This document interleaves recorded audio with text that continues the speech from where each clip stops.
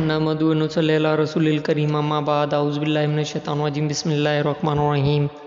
حدیث نبی ہے، امام مالک بن انس نے نافع سے انہوں نے حضرت ابن عمر سے روایت کی کہ انہوں نے رسول کریم صلی اللہ علیہ وسلم کے عہد میں اپنی بیوی کو جبکہ وہ حیض تھی طلاق دے دی۔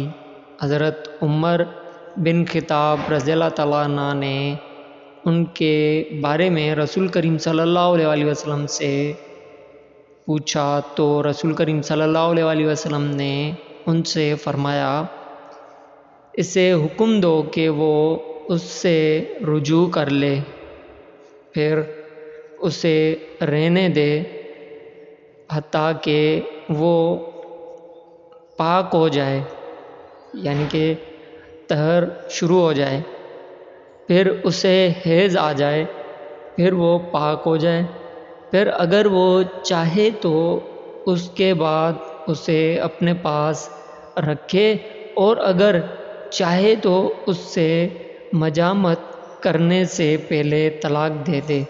یہی وہ عدت ہے جس کا اللہ تعالیٰ نے حکم دیا ہے کہ اس کے مطابق عورتوں کو طلاق دی جائے۔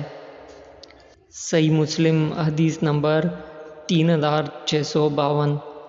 دوستو، اس ویڈیو کو ثواب کی نیت سے شیئر کریں، سبسکرائب کریں اور لائک ضرور کریے گا۔